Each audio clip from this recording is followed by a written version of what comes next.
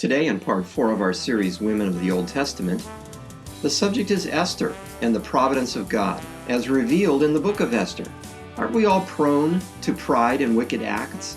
How can we learn from Esther's dilemma and courage, and Haman's demise? Do you see the hand of providence in your life? Here's Pastor Seth. Today we're looking at the life of Esther, the story of Esther, also the book of Esther, of which it's named after her. But the story of Esther is partly her story, and it's partly really the story of God and how he works in the world. Theologians call this providence, God's working in the world in the affairs of men. The question has been asked ever since man began, to what extent does God work in the world? And to what extent does man work in the world? And philosophers have debated this question again for thousands of years. On one hand, you have a group of the Greek Stoics, all the way up to Islamic theology, which believes that God is actively involved in the world to the extent at which they call it fate. So Islam is in that direction, the Stoics are in that direction. And then over on this end, you have the opposite, the Greek Epicureans, eat, drink, and be merry, for tomorrow we die. God is not really involved that much. Secular scientists, atheists, God does not exist. We're all here just randomly and by chance. And so you have sort of these two extremes on this end. God works mightily, forcefully in this world, and you have high on that, and you have low on human involvement. And over on this extreme, you have God working either no or none at all, and high human involvement. The question is debated all along that line. And so when it comes to the Bible, how does the Bible answer that question? And you would think it sort of answers it in the middle, but not really. It answers it in two ways. High God involvement in the everyday affairs of people and nations at the same time. And at the same time, high human responsibility to the point of that every person will be held accountable for their choices. And that God's active involvement in no way denigrates or gets in the way of man's moral choices. Somehow, the two of these operate every day in the course of human existence, both on an individual level and on a national or international level.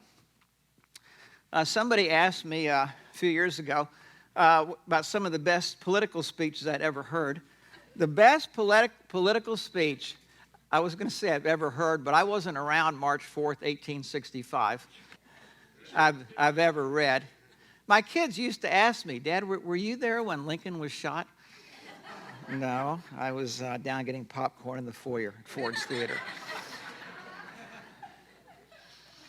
Had some interesting calls from my kids' history teachers over the years about that. The Civil War has been going on for 3 years and 11 months. Lincoln has just been elected president for the second time. It's 1 month, less than a month before Robert E. Lee is going to surrender. And he gets up to give this political speech, his second inaugural address. Now, I will tell you, the hardest speeches to give are the shortest. The easiest sermons I give are the ones that are about 45 minutes. The closer, the shorter it is, the more difficult it is to give. This inaugural address was given in 5 paragraphs.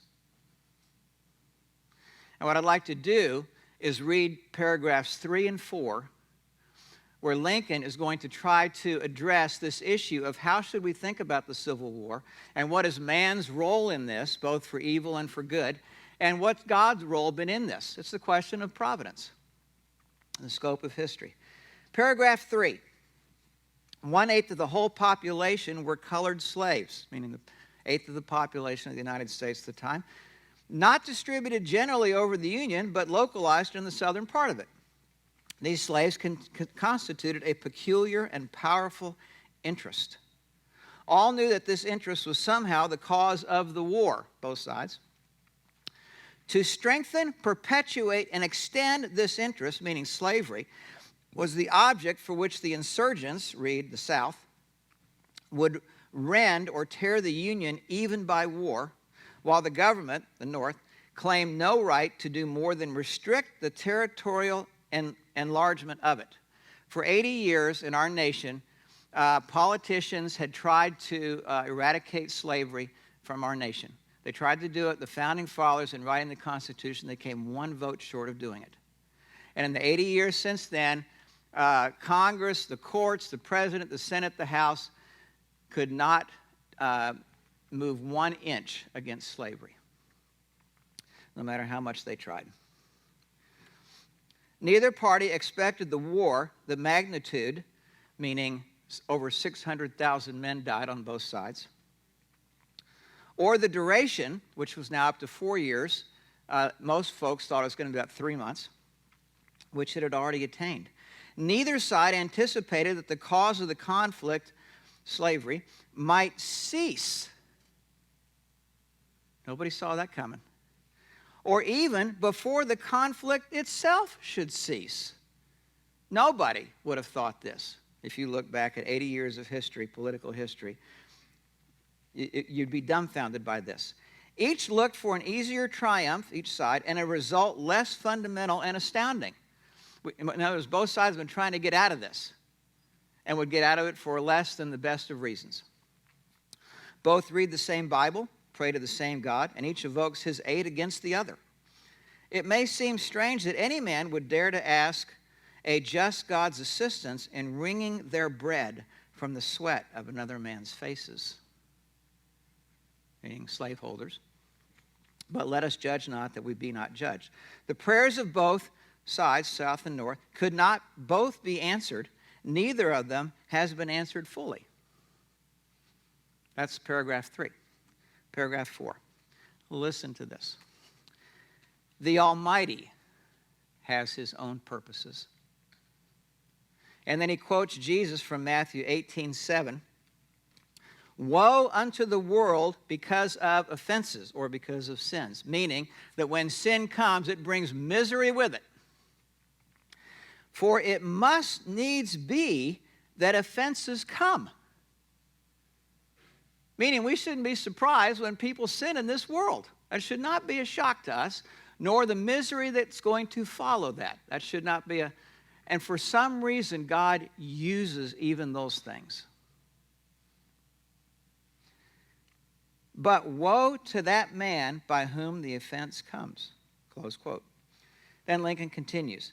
If we shall suppose that American slavery is one of those offenses which, in the providence of God, must needs come, but which, having continued through his appointed time, he now wills to remove, and that he gives to both North and South this terrible war as the woe due to those by whom the offense came. Shall we discern therein any departure from those divine attributes which the believers in a living God always ascribe to him? Here's what he's saying. Slavery has been in human existence all around the world in every continent since the beginning of time. And people far better than us have tried to eradicate it. The English were the first ones to do it legally, and throughout the British Empire through William Wilberforce and a band of about 10 men and a few women. It took them a generation to do it. Here's what he's saying. Is it possible that slavery was allowed to move from Africa to North America for a time to do its awful damage, so that at some point in time we might be a part of eradicating slavery from the world? That's the question. It hadn't happened yet around the world. It had only happened in the British Empire recently. It was about to happen on the North American continent for the first time. His question is God's good hand of providence even happening through this and through war? Fondly do we hope, fervently do we pray that this mighty scourge of war may speedily pass away. Yet, and listen to this, if God wills that the war continue, and he gives two things, until all the wealth, the riches piled up by the slaves as a group, 250 years of unrequited toil, unpaid toil, all the wealth that they amassed that were given to the slave holders. If the war continues until all the wealth piled up by the slaves, 250 years of unrequited toil, shall be sunk. Think you're going to become rich over this and it's going to be a good thing? I'm going to blow it all away. What he's saying, that's what God does. And the war continues, secondly, until every drop of blood drawn with the lash, the whip on the back of a slave, every drop of blood drawn by the lash shall be paid by another drawn with the sword. It's an astounding insight. As was said 3,000 years ago, and now he quotes from the Psalms, it still must be said, quote, the judgments of the Lord are true and righteous altogether. Now, what he's describing here in our human history with which we are familiar is the question of providence, and that's what we're going to look at through the story of Esther. The story of Esther starts 483 B.C. and goes through about 10 years, 473 B.C., in the land of Persia, which was the dominant world power at the time. They had conquered all the way from India all the way to Egypt, divided all that land into 127 provinces. And there are 5 particular people in this story. The first one is King Xerxes. King Xerxes is your typical wealthy, rich, going to flaunt it for everybody to see kind of guy. He has a wife named Vashti. Vashti is a stunning, beautiful woman. Think of her as the trophy wife. That's how he thinks of her, Xerxes and Vashti. The king has a second in command named Haman, who rises in authority. He's a wicked man. The queen is going to take a stand and be deposed. She goes out of the picture. And in her place is Esther, who becomes the queen, the new queen, queen number 2, who happens to be Jewish, just so happens to be Jewish, and nobody in the palace knows it. And then the 5th character is a fellow named Mordecai, who is the older cousin of Esther, and is serving as sort of a foster father and advisor to Esther. King Xerxes, Queen Vashti. Vashti is removed. Esther comes into the scene as second queen. Haman is the wicked man driving the story as it appears to him, and then Mordecai is the 5th person. Now, Esther begins with, in the king's palace, King Xerxes having 6 months of flaunting his wealth and his glory before all the movers and shakers who are there in Susa and all the people that come in from all around the world. Banquets, lavish, thrown around, being a big shot, as we might say. And at the end of 6 months, he decides to do something that he hasn't done before. He commands Queen Vashti to come, and he wants to parade her around, kind of like a trophy wife, so that all the others can gawk at her and think what a great guy he is.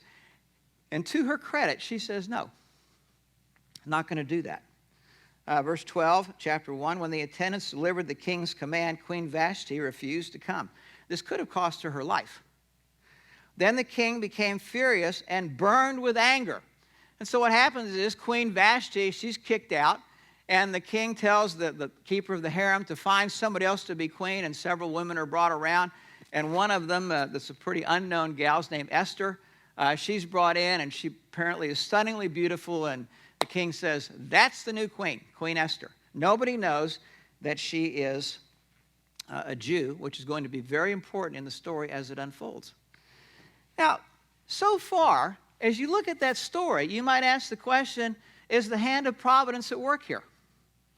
Is God at work in the story? Well, God's name is not mentioned, and it's not said that he did anything in particular, but providence sometimes looks a lot something close to coincidence, or a phrase that we say, it just so happens. And in this case, it just so happens that the Queen Vashti decided to stand up to the king, which could have cost her life. It just so happens she's deposed. It just so happens that a Jewish exile from a far-off land is added to the harem. It just so happens that she walks into the palace as a potential queen. It just so happens that she's anointed queen, and it just so happens that nobody in the palace knows that she's Jewish. Now, you might say, well, Seth, I don't know if you can really say that God is at work in that. Seems like maybe just human element is at work in that. And part of what you have to think about in this is, how do we see God at work? It seems to me that I do this, and probably most of us do this. When we think about God being at work, we think about the big things. We think about Noah's Ark resting at the top of Mount Ararat, and the flood waters finally receding. And those 8 people on the boat went, wow, that whole thing was really true. Or we think about the 10 plagues that plagued Egypt and ended with the Passover, the killing of the firstborn of every Egyptian. Or we think about the people walking across the Red Sea on dry land, or across the dry bed of the Jordan River, walking around a city like Jericho, which we'll look at next week, 7 times, and the walls falling down. We say, that's God at work. That certainly is true that is God at work.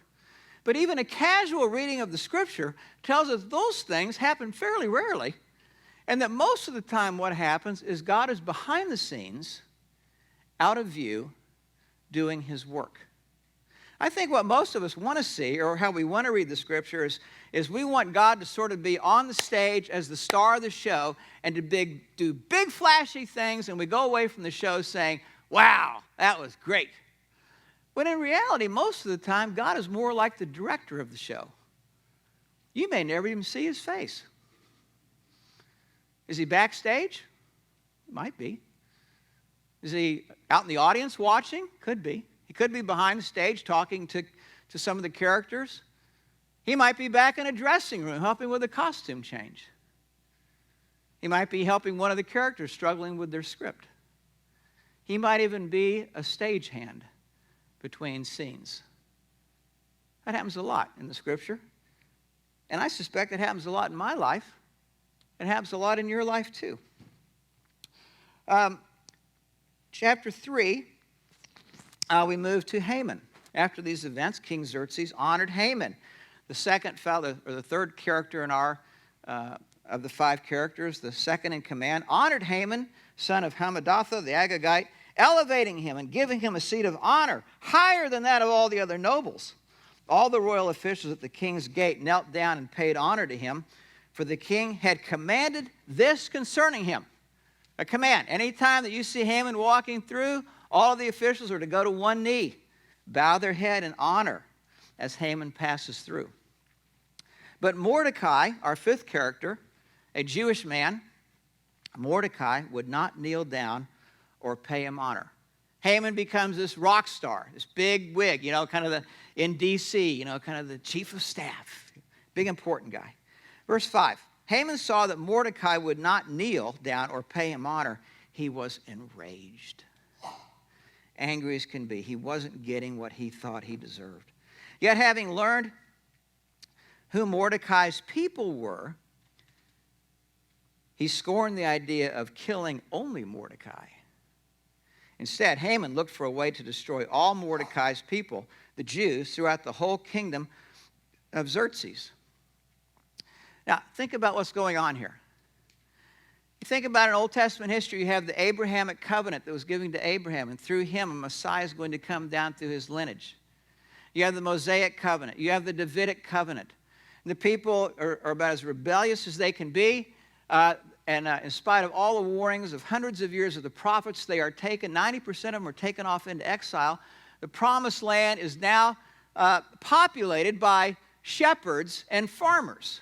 All the people that can create wealth and businesses have been taken away and spread out across the land. And you think, what's going on with the Abrahamic covenant? It looks like the whole thing is being held by a slender thread. And now Mordecai wants to come along with his scissors and cut the last thread so that the promises for thousands of years about a coming Messiah could not happen because the lineage has been cut. Now, sometimes in my life and sometimes in your life, it may look like, where is God? And this thing is getting worse and worse as we look at it. And it doesn't seem like much is happening at all. That's sort of the situation here. Now, Haman goes to the king. He says, King, I got an idea. This could be a smart choice for you. And he lays it out in verse 8. The king said to King Xerxes, the Haman said to King Xerxes, there is a certain people, the Jews, dispersed and scattered among the peoples in all the provinces of your kingdom, whose customs are different from those of all the other people, and who do not obey the king's laws. It is not in the king's best interest to tolerate them. If it pleases the king, let a decree be issued to destroy them, and I will put 10,000 talents of silver into the royal treasury for the men who carry out this business. Meaning this, you have a chance to unify your kingdom and to take out some potential hostility that could be here. And if you're thinking it's going to come out of the royal treasury, don't worry, I'll foot the bill. And the king, being the kind of guy he is, said, okay, and signs the decree. Now, is God involved in this? The hand of God? The providence of God? Haman and a few guys decide, when is this going to happen? They are making this decision on the first month of the year. This would be our January. They cast a lot to find out what month of the year it should happen. And it just so happens that it falls on the 12th month of the year, which gives 11 months for something to be done, rather than for the lot falling on the first month. Now, Mordecai hears about the decree that went out all across the empire, and he is frightened as can be. It'd be sort of like the Syrian Christians right now, where ISIS is out to kill them, Iran is out to kill them, Muslims are out to kill them. What are we going to do? And we have no power. Nobody who will be a voice for us and stand up for us. That's the situation. And Mordecai sends a message to Queen Esther and says, Esther, you have got to talk to the king. You have got to appeal for us. Even though the law was sealed with the signet ring of the king, it could not be overturned. You still have to talk to the king. And she sends a message back to him saying, you don't know what you're asking.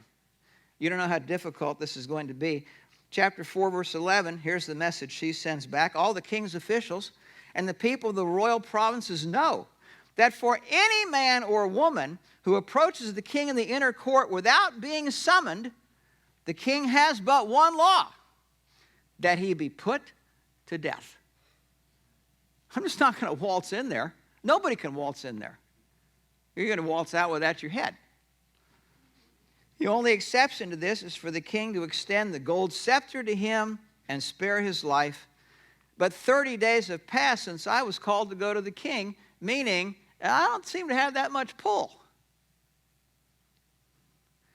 Mordecai sends back a message to her, verse 13. Do you think that because you are in the king's house, you alone of all the Jews will escape? If you remain silent at this time, relief and deliverance for the Jews will arise from another place. And here, this is a reference to Providence. But you and your families, your father's family will perish. And who knows but that you have come to a royal position for such a time as this. Again, another appeal to Providence. This is no accident that you happen to be the queen, a Jewish woman in exile, in the harem, and then chosen after Vashti was deposed. Hello? Something's going on here. Do you see it? And she does see it. And then she says some of the most amazing verses in this whole book. She writes back a message to him. She says to Mordecai, go gather all the Jews to be found in Susa and hold a fast on my behalf for 3 days, night or day. Don't eat any food or drink any water. I and my maids will also fast as you do. Then I will go to the king, though it is against the law, and if I perish, I perish. She said, okay, I'll stand up. And if somebody's going to die, I'll be the first one. Now you might think, well, what choice did she have? Sitting here 2,500 years later in the comfort of, our little Sunday morning thing here, it's kind of easy to go, well, she didn't really have a choice. But imagine if you were on say 25 of us were on a trip to Mexico somewhere, and all of us were kidnapped by drug lords. And we were told to all sit down. If anybody got up, you're going to be shot. And let's say you were the only one that was fluent in Spanish. And everybody said, you got to talk to somebody. You got to stand up and talk to them, or else we're all going to die. Now, in one hand, you'd think, well, of course, I probably should. But standing up with guns trained to your head is one thing. Speaking out is another thing. That's what she decided to do. Now, as this goes on, after 3 days of fasting, she goes to the palace. And I have a picture of her sort of lingering outside the palace, outside the room where the royal throne is, and passing by where he might see her, and the king sees her, and he calls her in, summons her in. I imagine she was just as scared as could be. And to her delight, she says, well, what can I do for you? Up to half of my kingdom, what can I give you? Now, she's trying to figure out how is she going to appeal to this bozo guy that's the king, that has no moral framework about him. But she's a woman, and she's going to figure this out. She goes to him and she says, you know, king, what I'd like to do is I'd like to hold a banquet in your honor and in Haman's honor. And he's thinking, hey, easy peasy. All right, let's do that. And so they have the banquet that night, and you're sort of waiting for her to sort of appeal to the king, but apparently she sensed that it wasn't the right time to do that. And so when he finally asked her, what can I do for you when the banquet's over, I imagine she sort of hems and haws, and she says, I'd like to have a second banquet in honor of you and Haman. And he says, easy peasy again. Now, the following events all happen in the next 24 hours, and they all just so happen to happen. So Haman has just realized that he's been the guest of honor at a banquet for just he and the king and the queen. His pride is swelled up as big as can be. And at the same time, he keeps thinking about this Mordecai guy that won't bow down to him.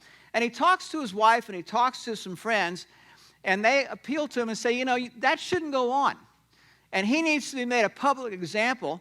And they say to him, why don't you build a gallows 75 feet tall so that when he's hung, everybody will catch the message. If you don't bow down to Haman, this is what can happen to you. He says, that's a good idea. So they build a 75-foot gallows right outside of his home so that a connection can be made between Mordecai and Haman and his death. That night, after the first banquet, the king is asleep, and he wakes up in the middle of the night. Now, at the Gatchell house, when one of us goes to sleep and we wake up in the middle of the night and can't sleep, both of us turn the TV on. And, you know, if I turn C-SPAN on, within 5 seconds, I'm asleep again. If I sit there in the dark, I can be awake in the dark for an hour. Something about the light, the voice, I don't know, I'm gone. Well, the king couldn't turn on the TV, couldn't turn on C-SPAN. But he did the next best thing to C-SPAN. He called for one of his attendants to go bring a history book. A history of our nation. And of all the books that could have been chosen there, the attendant just happens to bring a history book that's fairly recent, maybe the most recent. And he begins to read, and the story that he reads just happens to be about our fifth character, Mordecai, who at some prior point to our story was at the palace gate, heard two assassins who were plotting to kill King Xerxes and turn these fellows in and save the king's life. This was news to the king. He'd never heard that. He hears this amazing story about this Mordecai who saved his life from two assassins. And he asked the fellow, was anything done to honor Mordecai? And he says, no, there's nothing written here. And Haman and the king is thinking, wow, we need to get that guy. So the next day, Haman comes in. And the king says to Haman, Haman, what should be done to honor the man who is loyal to the king and works for the king and is out for his protection? And of course, the proud Haman thinks that he's about to get honored some more. And so he says, well, for that man, what you should do is you should get the king's horse out and the king's robe on and the scepter. And you should parade him around the streets for everybody to look at the wondrous man who's loyal to the king. And then the king pulls the rug out from under. He says, well, that would be Mordecai. He said, I want you to do that. Go get the king's horse, put this robe on him, give him the scepter, and you parade him around the streets to honor him. Well, Mordecai is mortified. I've been waiting all week to say that. Mordecai is mortified. He goes out there. Now, his pride is now tweaked. But when he comes home and tells his wife and his friends what happened, and before banquet number 2, suddenly the friends are singing a different tune. Because what should have been happening in Mordecai, in Haman's mind and the friends' mind, is that Haman should continue to be exalted, and Mordecai should continue to be debased until finally he's hung. And now the friends can see that somehow, some way, the opposite is happening. And it dawns on the friends that Haman's in trouble. Something is going on. Something's fishy in the air. And Haman starts to worry that it might be true. Proverbs says if a man digs a pit, he will fall into it. You want to get back at somebody? You plot some revenge. What you're going to do? You're going to treat them how they ought to be treated? Not a good idea. Don't be surprised if that falls right back on you. That's what the Proverbs says. If a man rolls a stone, it will roll back on him. Banquet number 2 goes that night. Haman, the king, and queen. Queen Esther answered, if I have found favor with you, O king, if it pleases your majesty, grant me my life. Now, imagine at that point, they're having the banquet. And the queen says to the king, grant me my life. If you're the king, you think, is your life threatened? What's happened? What do you mean, grant me my life? His interest is piqued. And then she says, and if it please your majesty, grant me my life and spare my people. Spare my people. Are your people under threat too? What's going on? He had just heard about an assassination attempt on his life the night before. Is there something going on to take the queen out and her people, who he doesn't know are the Jews? This is my request. Then she says, for I and my people have been sold for destruction and slaughter and annihilation. And by this time, you imagine the king is going, what in the world is going on here? I just find out about an assassination plot on my life last night, and now somebody's plotting to take out not just the queen, but her whole family, extended family, and relatives, he thinks. What is going on? How can this be? His fury is starting to rise as he hears this. She says, if we had been merely sold as male and female slaves, I would have kept quiet, because no such distress would justify disturbing the king. King Xerxes asked Queen Esther, who is he? Who is this man? Where is the man who has dared to do such a thing? And then she says, the adversary and enemy is this vile Haman. Then Haman was terrified before the king and queen. Now imagine the king. This is your trusted number 2. And he's going to take out your queen and all of her family. The scripture tells that Xerxes the king becomes enraged. He flies out of the palace and he walks out into the garden. And while he walks out into the garden, Haman realizes he's got precious few seconds to plead for mercy with Esther, who's now reclining on a couch. And he goes over to her to plead for mercy. At that moment, the king walks back in, verse 8. Just as the king returned from the palace garden to the banquet hall, Haman was falling on the couch where Esther was reclining. Doesn't look good. The king exclaimed, will he even molest the queen while she is with me in the house? If he was furious before. As soon as the word left the king's mouth, they covered Haman's face. If you've ever seen old westerns before they hang somebody, a lot of times they'll take a black bag and put it over the fellow's face, tie a string around his neck so that nobody can see the face. This happened suddenly to Haman.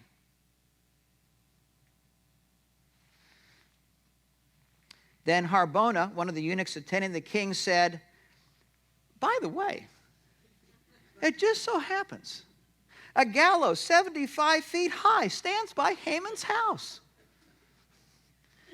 He had it made for Mordecai, who spoke up to help the king." If his fate was not sealed before, it was certainly sealed when the king walked in and saw him over at the couch. And then here, "You're going to hang the fellow that saved my life?" And doing the queen. The king said, "Hang him high." That's not exactly what he said, but hang him on it. I like hang him high. 75 feet up, that's pretty high. So they hanged Haman on the gallows he had prepared for Mordecai. Then the king's fury subsided. God's providence. Now, God's name is not mentioned in the entire book of Esther. Not once. And yet I think that that's sort of a lesson in and of itself, is that it doesn't really have to be in order for us to see that God is at work. Providentially, not as the star of the show, but as the director or a stagehand. Think about this story. It just so happens that the people are in exile in a foreign land under the governing number one nation at the time. It just so happened that Vashti stands up to the king at risk of her own life and says, "I will not be treated like an object," and she's deposed. It just so happens that Esther, a Jewish woman that nobody knew about was Jewish, is brought into the harem and then later becomes queen. Just so happens. Just so happens that Mordecai overhears a plot, 2 assassins down at the gate who are going to do in the king. And somebody records that in the history book. It just so happens that one night the king wakes up and can't go back to sleep. And of all the ways he could have gone back to sleep, he decides to have somebody read to him. Of all the topics that could have been read, he chooses history of the country. Of all the books that could have been chosen, the fellow chooses the last one. And of all the entries in that book, it just so happens he reads the one about Mordecai. Has he been honored? It just so happens that Mordecai is honored the next day. In the meantime, a 70-foot gallows just so happens to be built by Haman, thinking that he's going to show this wicked Mordecai a lesson. And it just so happens on the second banquet that she has enough courage to stand up and tell the king what's happened, even with the second in command who could have called for her beheading. God's providence. It just so happens. It just so happens. Now you may think, well, that's not the plan that I want God to tell. I want God to tell a plan that involves my immediate good. Oh, I like that plan. But that's not the plan he's telling. The plan he's telling is a very different plan. It's not just to deal with my immediate good. God is telling a plan to deal with my eternal good. And that's going to take a whole lot of heartache and sometimes some suffering. And times when we just wonder, where is God and why isn't he doing more? But be sure of this. The hand of God is providentially working every day. Let's pray together.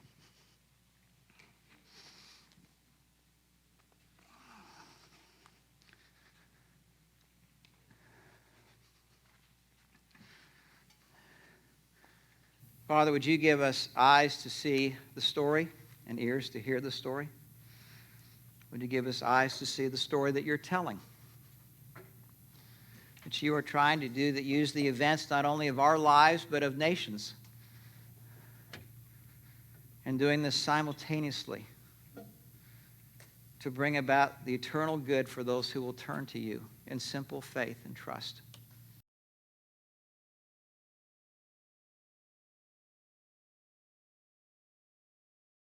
We at Pacific Church of Irvine invite you to join us every Sunday at 9:30. You can also visit our website at pacificchurch.com.